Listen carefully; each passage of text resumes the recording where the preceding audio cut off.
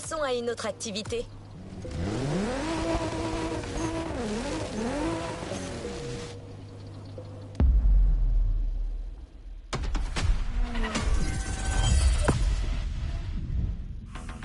Hi boys and girls, Becky Evans here. I'm joining MOTORFEST for this new playlist, and I didn't come alone. Red Bull sets up at the summit of Maui on a playground dedicated to every possible racing discipline. We love it.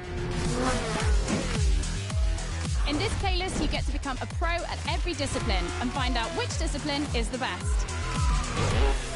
Can a motocross bike beat a rally car? Can an AGP beat an aeroplane? It's up to you to take on the craziest challenges and answer the questions that everyone's asking. And I won't be the only one hosting this playlist. Motorsport stars will join us and give you all of their tips and stories. It's shaping up nicely. Let's go. Let's begin the Red Bull experience. Voyons ce qui va suivre.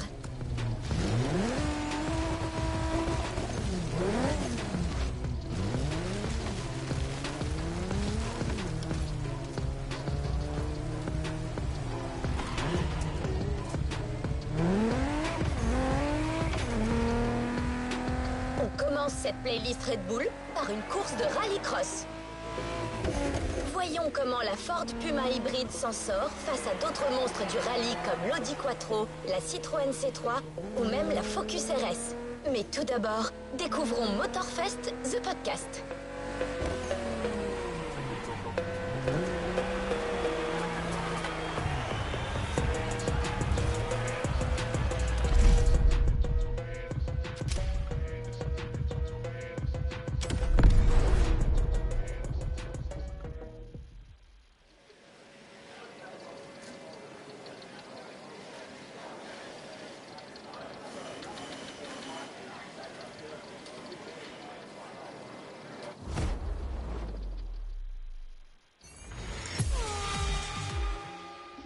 Hey guys, welcome to MotorFest, the podcast. Here I get real with Red Bull athletes to tell us about the intensity of motorsports and the love they feel for it. And let's talk about rallycross, which is the theme of the first playlist event. For the occasion, I asked two of the most exciting rallycross names about their ideal car. Here are the Hanson brothers. Guys, welcome to the podcast. Thank you. Thank you so much. So, Timmy, if you were to describe your ultimate dream machine, what would it be? Something like, what they have in Pikes Peak, a lot of power, a lot of suspension travel, being able to jump really far. Kevin, over to you. Like really long suspension travel, so you can jump like crazy. Rebel livery, red. Yep, okay, makes sense. The car you're about to drive meets a lot of Kevin and Timmy's criteria. I hope you guys will love it.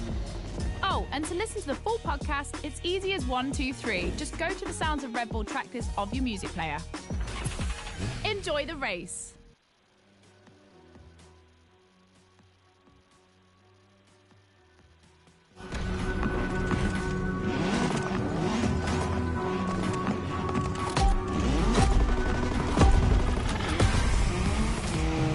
Welcome to the Red Bull Playground, boys and girls. Becky Evans here, improvising as the voice of the playlist. Ray Waller, the official voice of the festival, is bedridden, but don't worry, he'll be back soon. I'll be commentating on what you see, and don't blink because things are going to happen fast.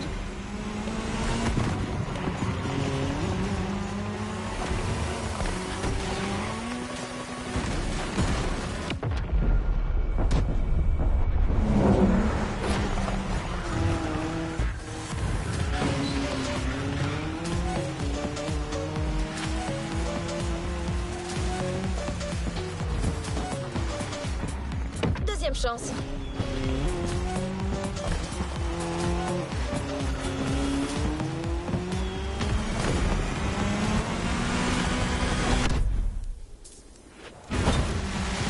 Drivers are entering a tunnel for the first time.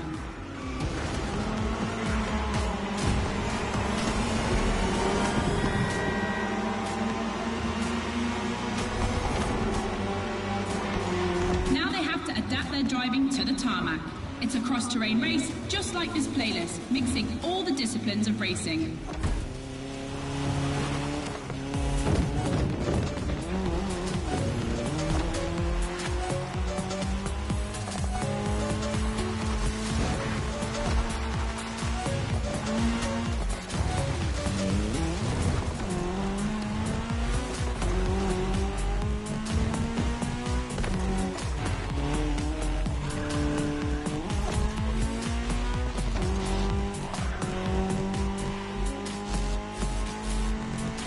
second lap, ladies and gentlemen.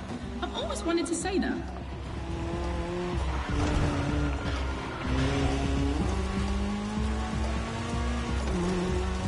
In my last podcast, Timmy Hansen explained how essential it is to gather enough speed, keep the nose up, and land flat for a successful jump.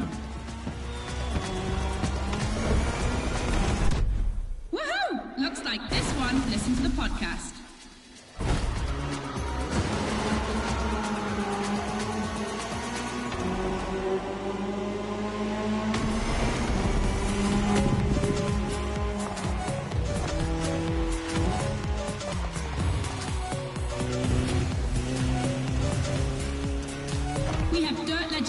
Today, I see the Audi S1 EKS RX Quattro, the 2016 World Champion, has started in first position. But the big surprise, undoubtedly the Ford Puma Hybrid Rally 1, the brand's first electrified rally car.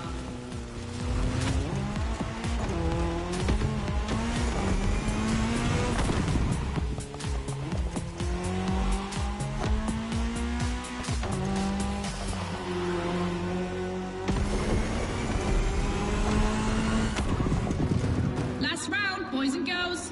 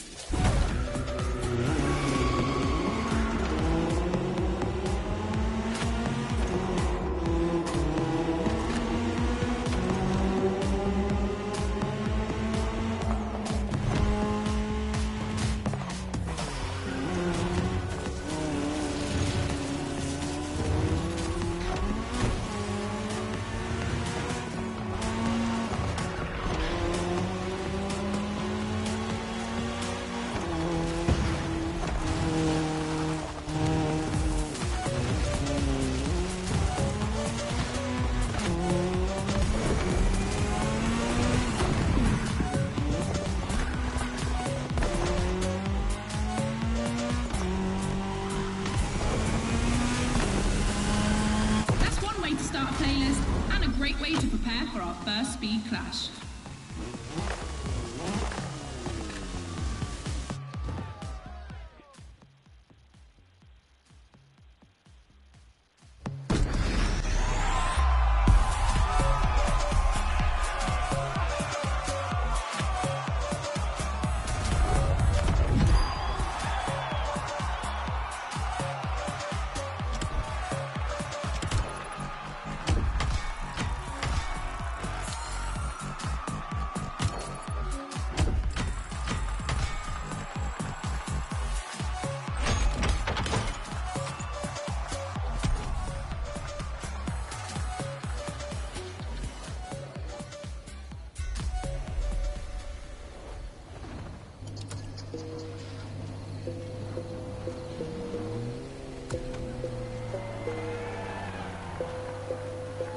Ça roule, pilote. C'est maintenant l'heure du premier clash des disciplines. 2 disciplines, 2 revêtements. Choisissez votre discipline et prouvez qu'elle peut réaliser le meilleur temps.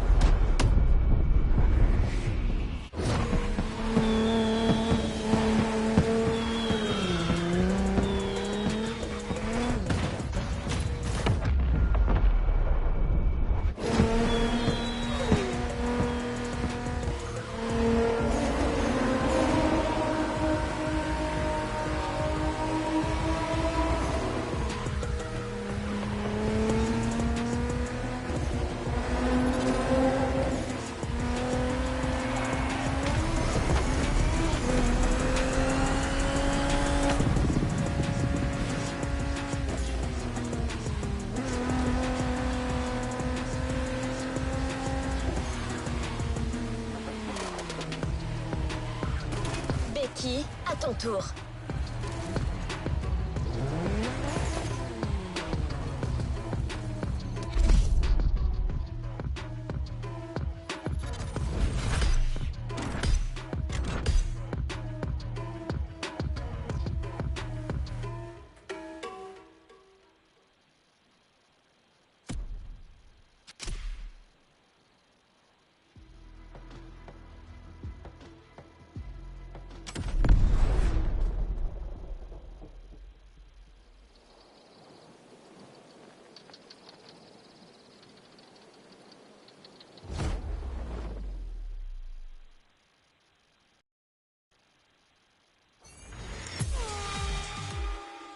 Alright boys and girls, I'm super excited because we get to see the first clash of motorsports. We're staying in the dirt and you know the first opponent because we already saw it in action, the Puma. But for the second, you'll have to listen to my last interview. Hi, I'm Robbie Madison. I'm freestyle motocross rider. I've done a lot of cool stunts. As a champion athlete and stunt performer, what does flirting with the limit mean for you? To me, flirting with the limit is like being in the moment. When you're able to flirt with the limit, you're operating at the full maximum potential that you're able to operate. That's the pinnacle, right? That's peak performance. And you guys, are you ready to flirt with the limits? Team Hansen or Team Madison? Which side are you on?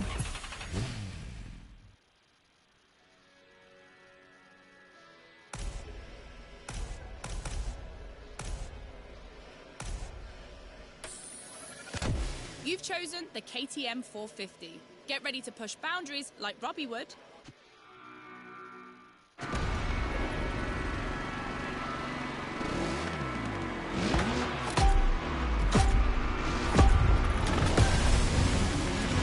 You're witnessing a real speed clash. The first one to the finish is the winner.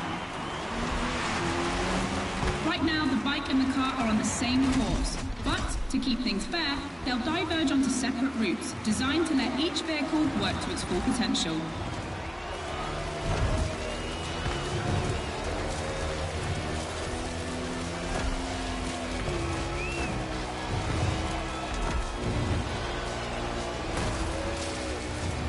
The course is about to split. Straight.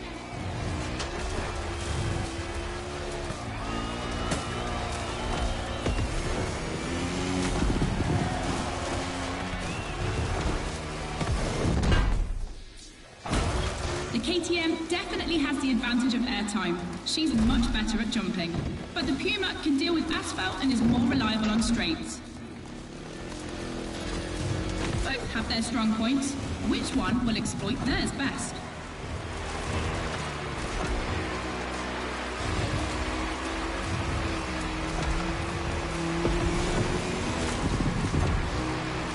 No matter the vehicle, dirt requires reflexes, but above all, instinct. Making the right choices quickly is the key to surviving the race.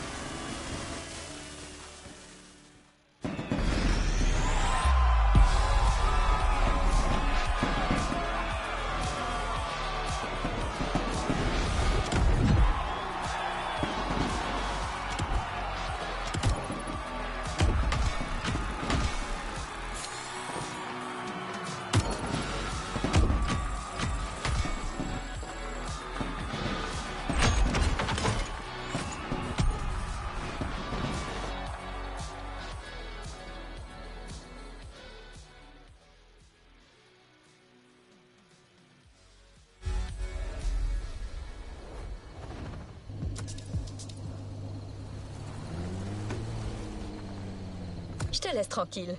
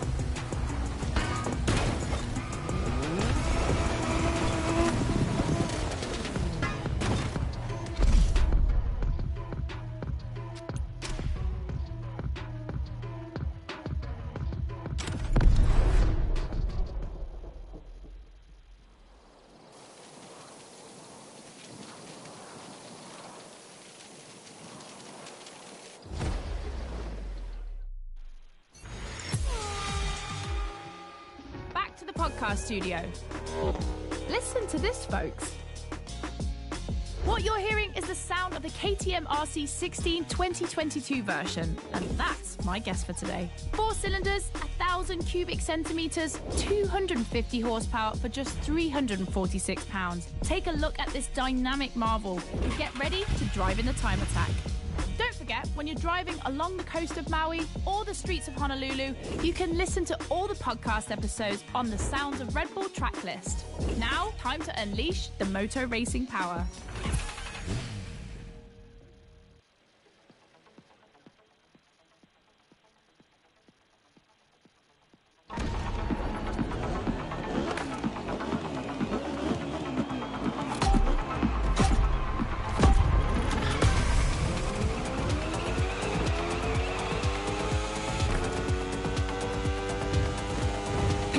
Boys and girls, this event can seem simple, but it's crucial for our driver.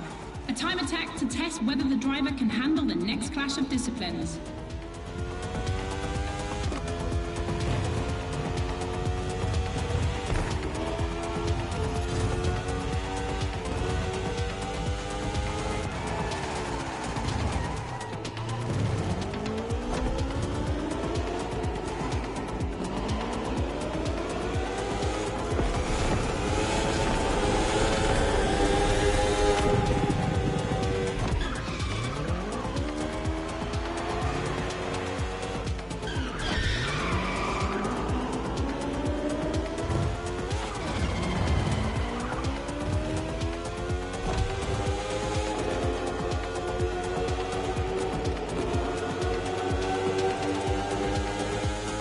Glass Bend is undoubtedly a playground landmark, and no lie, it's definitely not safe.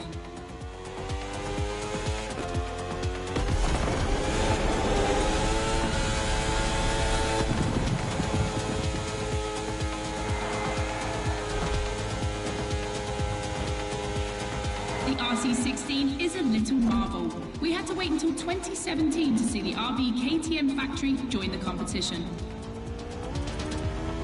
The brand has won everything in other competitions, so it was time to see them take on moto racing.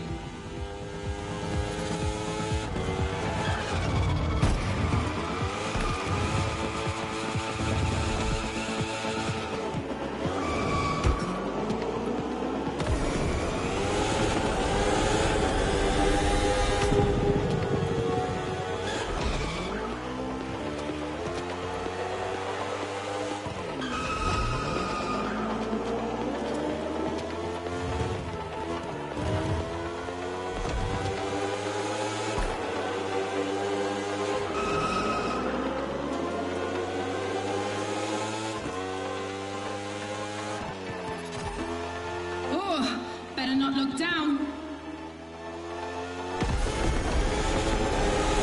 Make some noise for our driver. It's the last lap.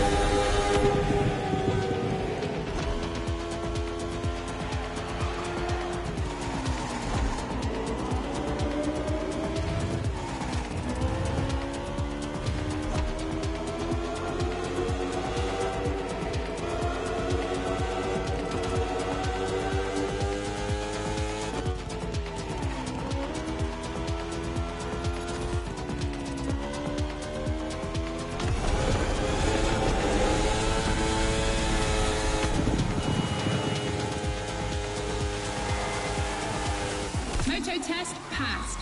Now our driver can either play it safe and keep this vehicle or roll the dice with something unknown. It's an agonizing decision.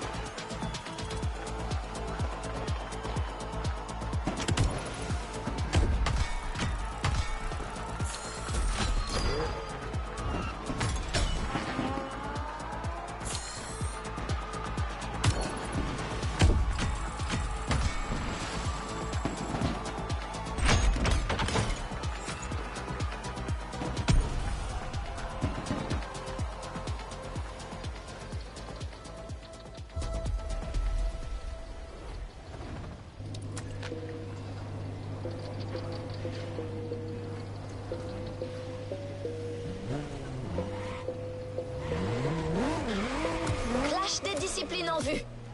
Quand une moto de course affronte une voiture de course, c'est la bataille pour l'asphalte. There's been time where I was working 12 to 14 up.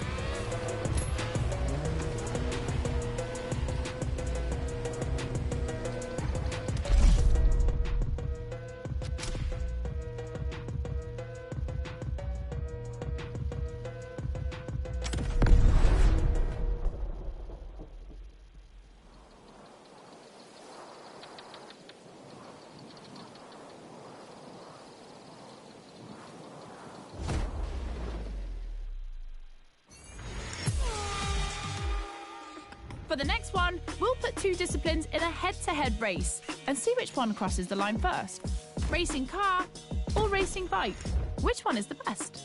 Will it be the beautiful Ferrari 488 in its circuit version or the KTM RC16 that we all know has great skills? I'm leaning towards the bike. It's lighter and its top speed flirts with 224 miles per hour. It's the logical choice. But aren't we here to defy the laws of logic? Racing car addicts, it's up to you to prove otherwise.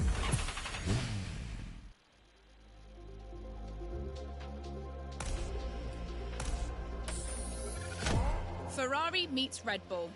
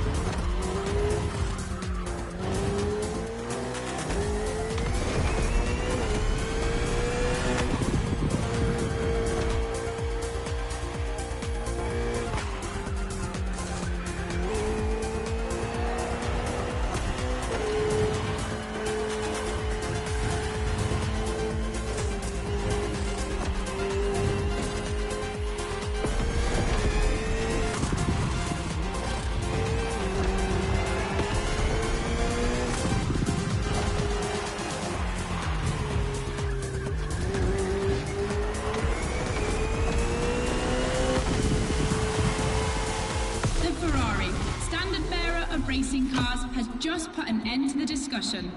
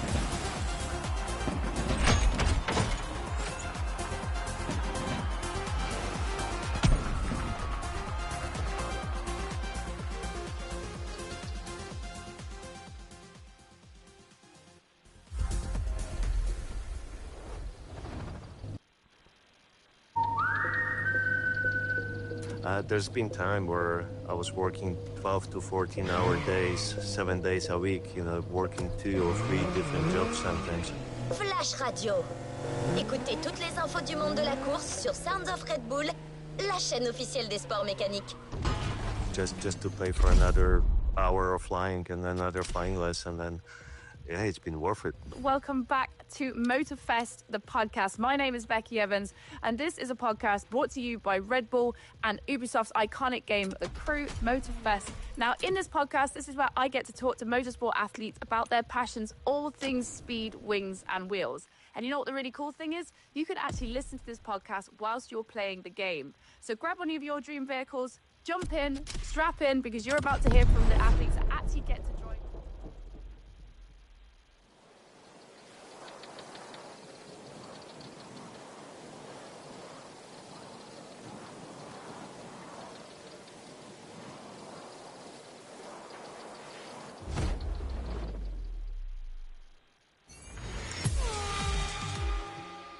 Hey boys and girls, I hope you can keep up because we're about to go hard with the elite of motorsports, the AGP.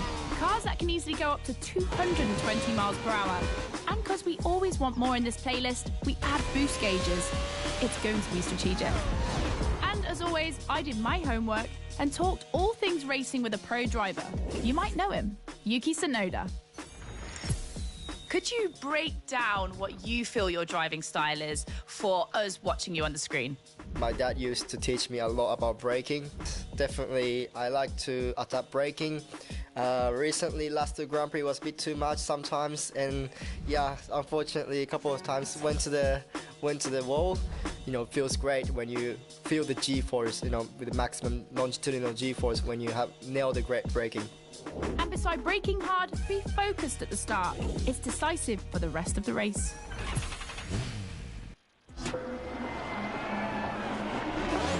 Drivers are focused. The start is imminent.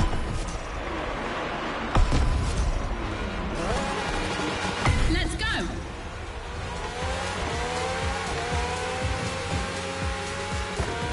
A full AGP race. Using boosts in the right place at the right time will be decisive.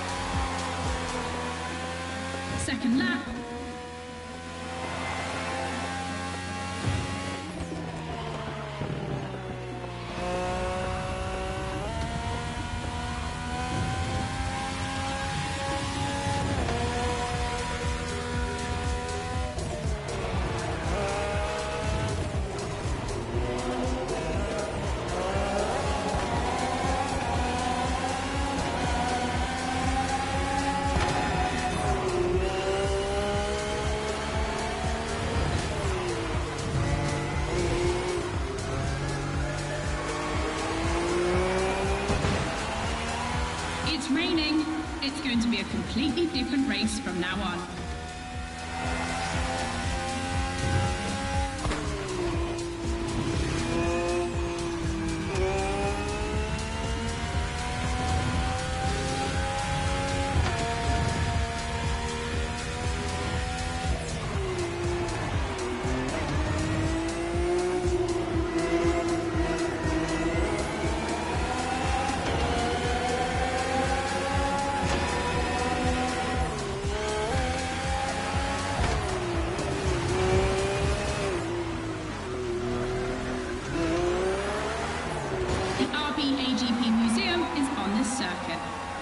Generations, RB13, 14, 18 and 20. 7 years of evolution from Renault to Honda engines.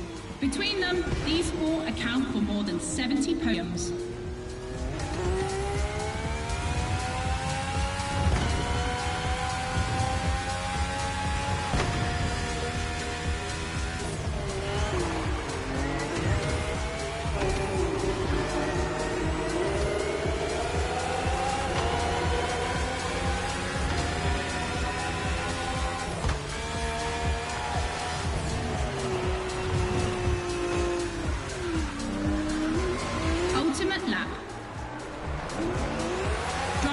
If you've got any extra nitro, now's the time to use it.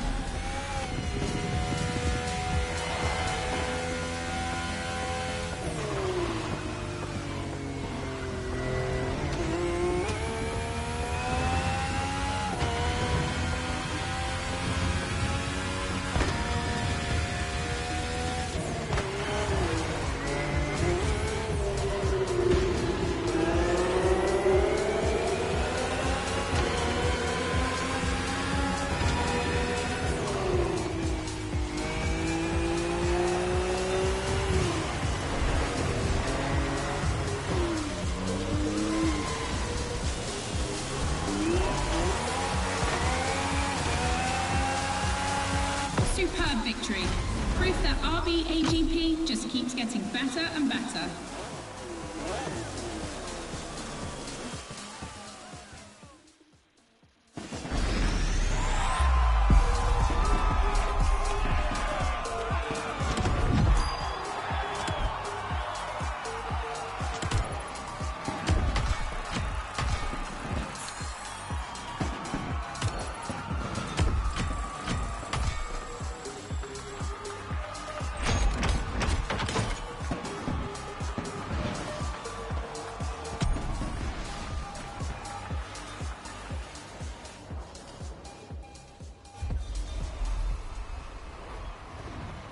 Drive these in the real world.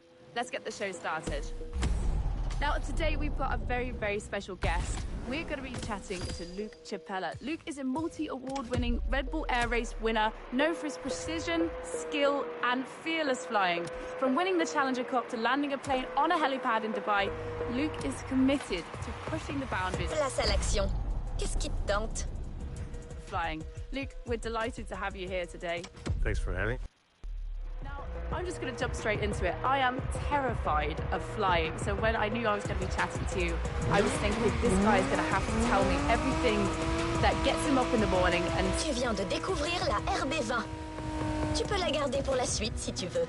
Mais tu peux aussi opter pour un véhicule un petit peu moins terrestre. À toi de voir. Says, you know what? I'm going to do a loop in a plane. You know, flying aerobatics gives you such a freedom, you know. It's not every day that you can fly aircraft upside down, or you can fly it in reverse, like at 60 kilometers per hour. All the G-forces that we experience, it's something that you cannot experience on the ground. That's why I'm so happy to share it with other people. Give them the taste of the freedom that we get, and spread the joy of flying. Now, I come from a drifting background, and I was around cars from a very, very young age, and it was actually my dad who sort of ignited that in me, because I remember seeing him playing with his race car in the garage.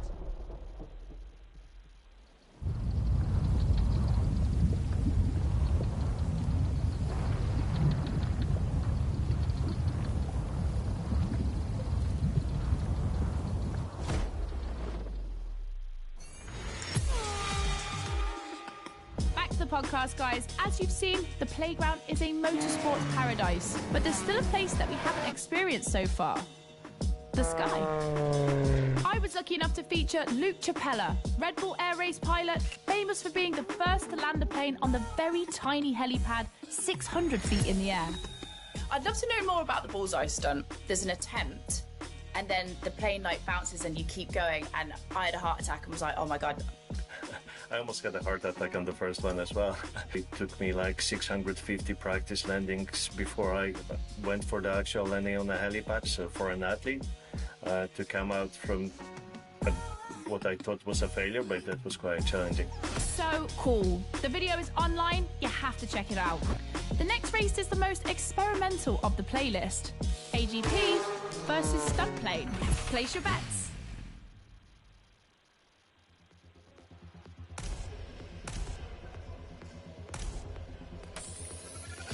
This is the second time that Red Bull is loaning you the RB20.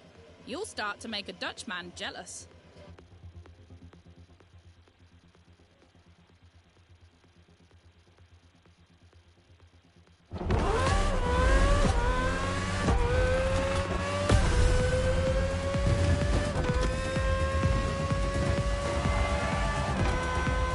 Unsurprisingly, the AGP has the advantage on startup, but once the plane is airborne, it's a different story.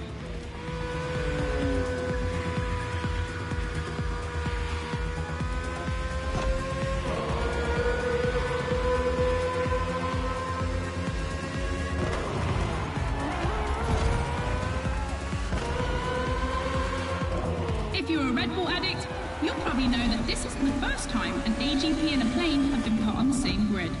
Last time, it was in a straight line in a drag race.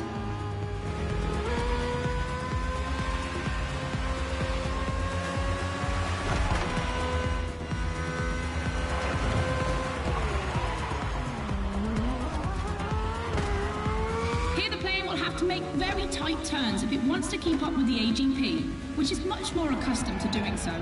That's really exciting.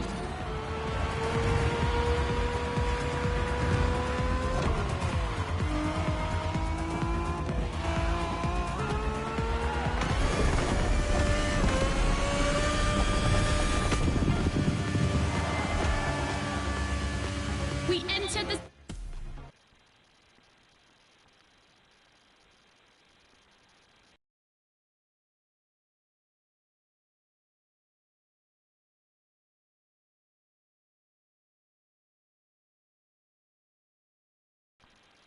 second lap.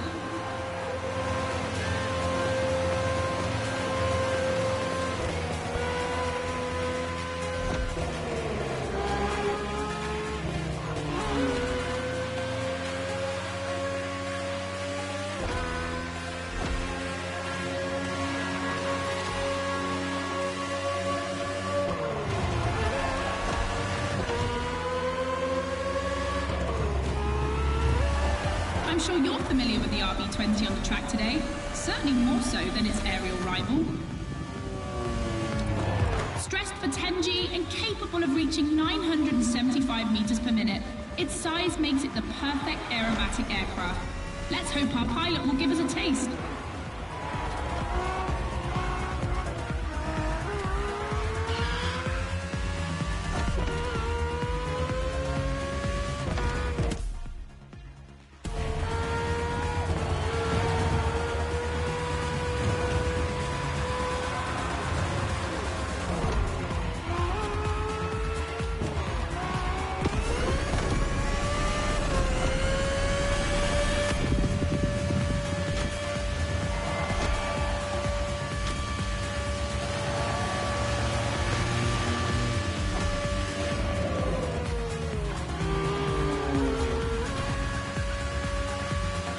Oh boy, they're neck and neck.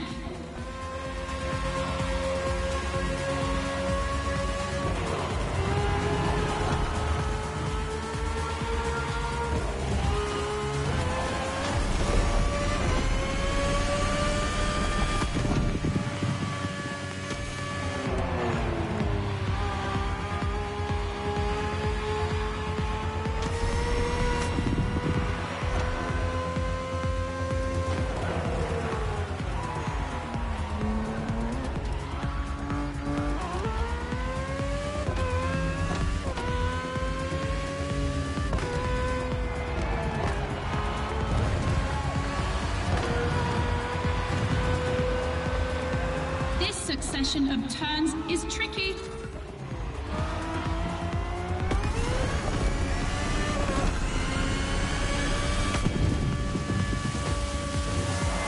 When it comes to speed, the AGPs play in a different division.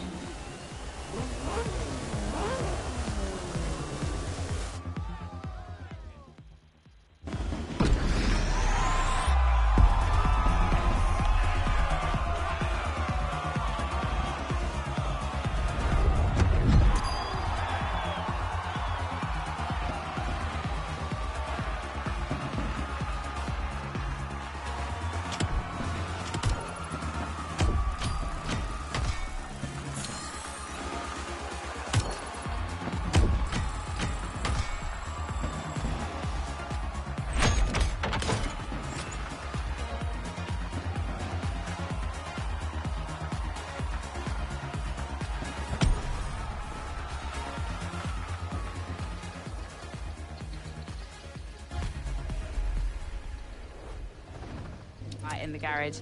It was the same kind of for you, wasn't it? You went to an air show when you were a very small boy and then that was it. You were hooked. Yeah, absolutely. My spark. Un dernier clash pour clore cette playlist Red Bull. Et il est de taille. Ignited when I was... Cette fois, 2 disciplines ne suffisent pas. Le MOTORFEST et Red Bull te proposent de choisir entre 3 options. 6 years. Quelle est la meilleure? Becky a demandé à nos athlètes Red Bull ce qu'ils en pensent.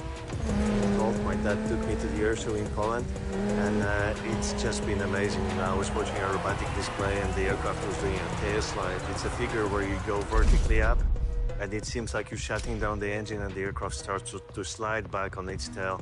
And I saw it as a 6-year-old kid, and I was like, Dad, I'm gonna do it in the future. And you know, many 6-year-old kids have different dreams every week. Sometimes you want to be a policeman.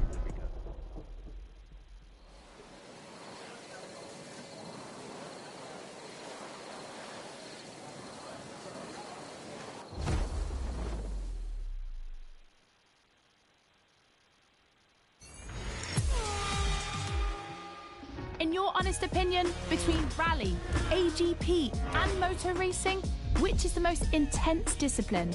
The one that brings the craziest sensations? I think it's motor racing, actually. Yeah, I couldn't agree more. I think F1. It's crazy. Yeah, I'd go for Formula One. Rallycross, motor racing, or AGP? Here comes the ultimate challenge of the playlist, but also the end of the podcast. But I'm never far away. I'm always on the air. You'll find all the podcasts on the Sounds of Red Bull tracklist. And then, I don't know why, but I feel like we'll see each other again soon. It's off to the apex of the playlist.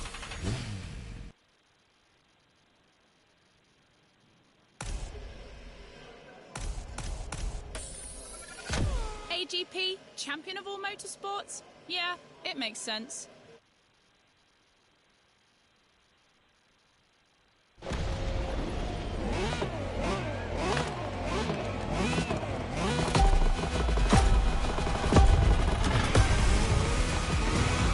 Who will cross the line first in this head-to-head race? Answer in, about a few minutes. The rally car has already changed its course to reach the dirt.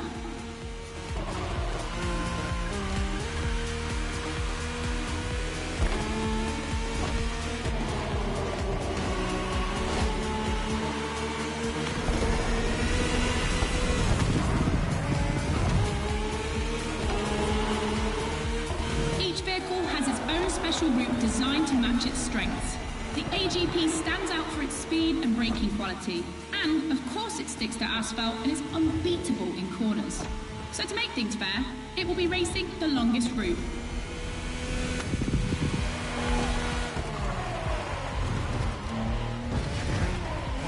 The bike's route, on the other hand, is shorter but ultra-technical, forcing the rider to swing through the curves without losing speed.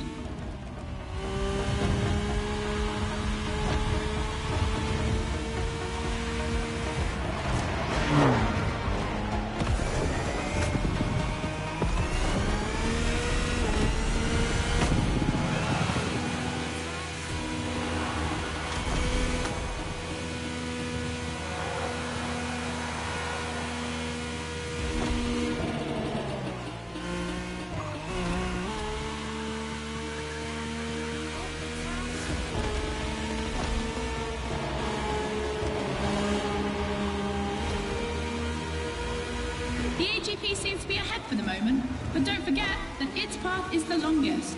Everything can still change.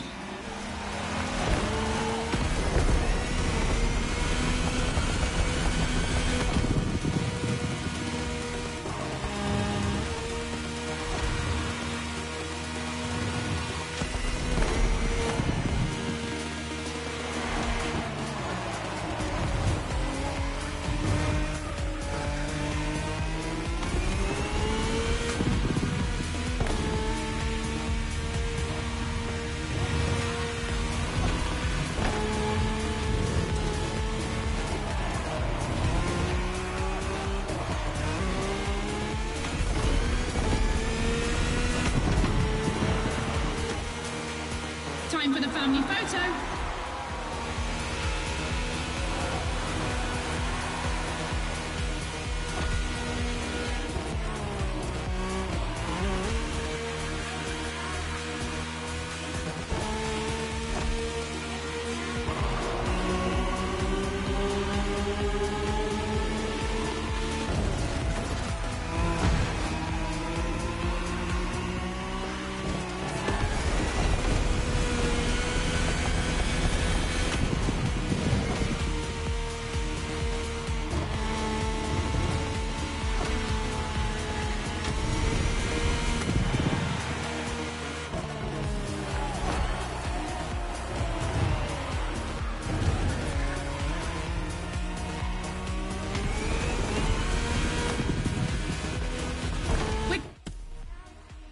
To the end. We're about to find out who's going to win the ultimate racetrack, the Speed War.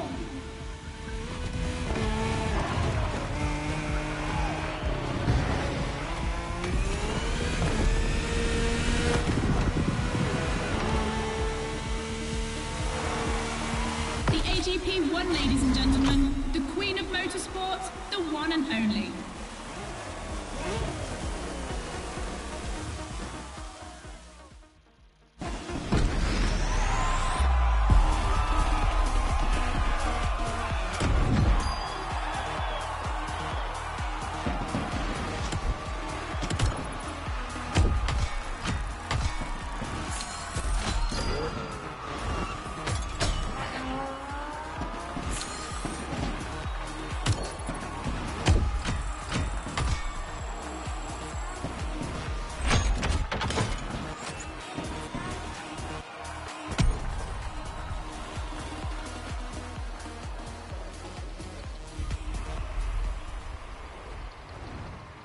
Kid, and I was like, Dad, I'm gonna do it in the future. And, you know, many 6-year-old kids have different dreams every week. Sometimes you want to be a policeman, the week after you want to be a fire. Fin du Speed Clash. C'est la première étape d'une relation prometteuse entre Red Bull et le MOTORFEST. Je suis sûre que ce n'est que le début. But for me, it has never changed. I've been flying now for 26 years, and I still love it. That's absolutely crazy that you just picked your direction and just stuck with it. I mean, your first flight lesson, you were 14 years old, and then by 16 you got your license. So there was definitely method in your madness. This was all moving towards where you are today. Yeah, absolutely. You know, I was so motivated. But from this air show, I started playing with aircraft models, free-flying models, and then I just went to the airport and I became what's known as a hangar rat, you know, cleaning the airplanes for everyone. And in exchange, they would take me for a flight and usually let me fly the aircraft, give me the first lessons. By the time I went solo at 16, I was over the moon. It's been a lot of hard work, but so rewarding as well. Luke, we were just saying to you just then, flying was always going to be what you were going to do. And I'm going to give you a question, which I almost feel like I know what the answer is already. If you could be a car, a plane, a boat, or a motorbike, which would you be and why? Yeah, of course I'd go for a plane, but, you know, this is what my life is all about. It's always been about flying. I have 13,500 hours in the year. That's like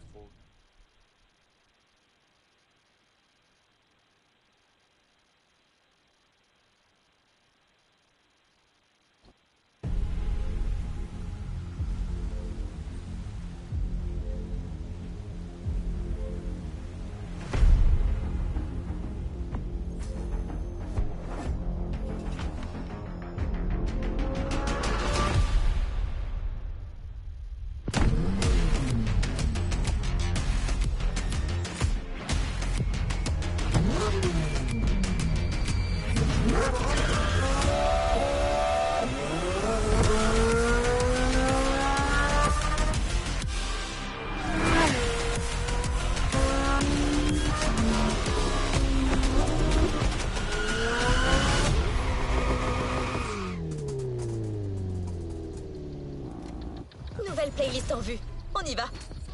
1,000 hours in the air. That's like 4 years of my life. 10% of my life has been spent in the air.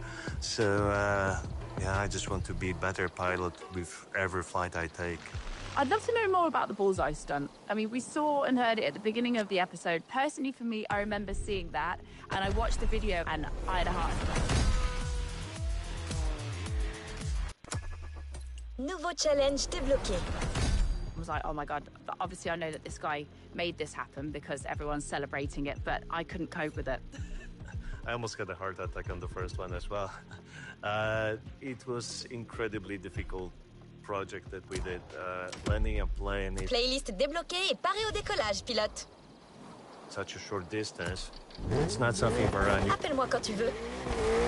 for this kind of aircraft, but landing the plane on a small helipad that is 600 feet in the air, 200 meters above sea level, that hasn't been done before, and it comes with a lot of difficulties. One of those difficulties is the shape of the building created very special wind vortices, like a little tornadoes coming off the building, hitting the helipad, and these tornadoes want to suck in my aircraft and throw it towards the building. And that's what happened on the first two attempts when the winds were quite strong. So usually if you try to land short, you want a lot of wind because the wind will assist you, but not on a helipad. On a helipad, the less wind we had was easier to fly with the plane. So yeah, all in all, it took me like 650 practice landings before I went for the actual landing on the helipad. And the first two attempts on the helipad on a windy day, they were, not very successful. And then we had to reset and try again the day after. So that was quite challenging. I feel like the stakes are quite high, especially when you're doing something like that as well. Not only are you on like the Red Bull world stage creating a moment in history, there's the practical element of it as well, of trying to land this thing on a really tall building. Yeah, so for me, being the best pilot I can be, it's the most rewarding. I'm not doing any of this for fame or money or whatever. I'm just doing it to show that I'm good, and I always want to be the best I can be. And I think we proved with this project that was one of the toughest things I ever did with the plane, and now we can see how successful the project was. We have like way over 1 billion views on the videos all over the platforms. So. That's brilliant. I mean, it's unbelievable. Now, for you guys that are listening at home, air sport, the sky is literally the limit with this. Aerobatics is a bit like acrobatics, except you're flying an aircraft. There's a lot of other things to consider, though, when you are flying. There's obviously safety, speed, weather. Luke, can you give us a rundown of, like, 3 main things that you have to be watching out for when you attempt to do some aerobatics in the sky? Yeah, I think first will be the weather. All our aircraft don't have very sophisticated instruments, so we have to fly what's known as VFR condition, visual flying rules. We always have to see the ground. We have to stay outside of the clouds, and the winds play a big factor. Then, of course, is the technical standard of the aircraft. We always try to make sure that the aircraft is airworthy. Having an engine failure. Je suis sûre que le frisson de la course off-road t'a manqué. Du coup, cette nouvelle expédition va vraiment te faire plaisir. Approaching a helipad so close to the building or flying upside down 2 meters above the runway. Yeah, Je suis de retour. It's an extreme sport. So the second for sure would be the technical side, and I think the third, but as equal as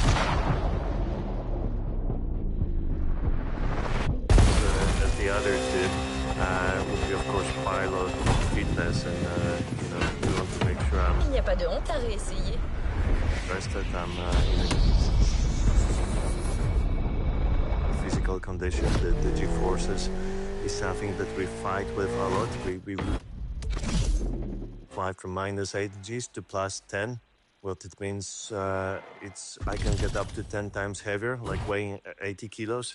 I have 800 kilos of force hitting my body. The blood is 10 times heavier, and it drains away from the brain, goes towards my leg.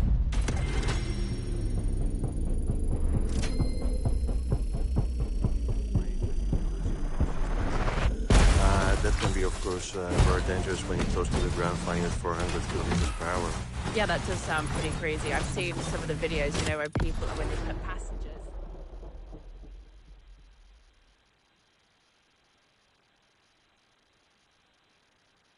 in the plane. That's why I'm frightened, Luke, when you said I can go in the plane. I'd be like, I'd pass out. I'd be rubbish. You'd be looking back and I'd just be asleep in the back seat. Terrible. Luke, help us understand a little bit more about the specifics of your job. I mean, because what people need to know is obviously you compete in Red Bull Air Race as well, and that is a competition. So what are the skills and the awareness that you need to be able to do this? Yeah, Red Bull Air Race was one of the best flying I ever had a chance to do. And, you know, you fly aircraft at 400 kilometers per hour between gates, which are only 15 meters apart. The entire track has like 6 kilometers length, and we fly it in under a minute. Sometimes, you know, incredible speeds. The aircraft can roll 420 degrees per second. That's 0.8 seconds to make a full roll. You need to be incredibly precise and really good pilot in order to plan, not to stay behind the plane. Really good hand-to-eye coordination, I think, is a key factor, and as well as physical fitness, because, you know, we are so close to the ground, pulling high G forces. If you lose your concentration for a couple of seconds, this can be really bad for you.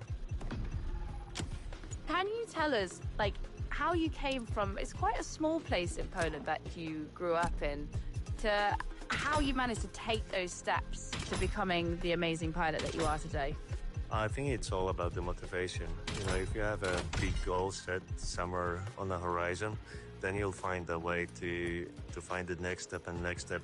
And it's all about those small steps that when you achieve them, they will keep you going. And, you know, I didn't have a very rich parents to support me. To start gliding, I was doing building jobs, renovating the hangar, helping out around the Euro Club when I was 19. I had to make some decisions about going to uni or maybe to the Air Force. The Air Force didn't recruit. I didn't have money for the uni. But I was so motivated, I applied for an au pair program, and I became a babysitter at 19. I moved to UK, and when the kids were at school, I would just run to the airport and, you know, help with the aircraft maintenance there. That's how I got my private pilot license for powered aircraft, and yeah, I just kept going at it, and yeah, it was really, really good, giving me the motivation to go step by step. What I was thinking to myself when I was listening to your story there, like, not everybody feels as comfortable as you would be flying a plane. I mean, much less racing or backflipping in one.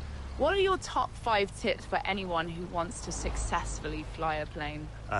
You need to love it. When I started flying,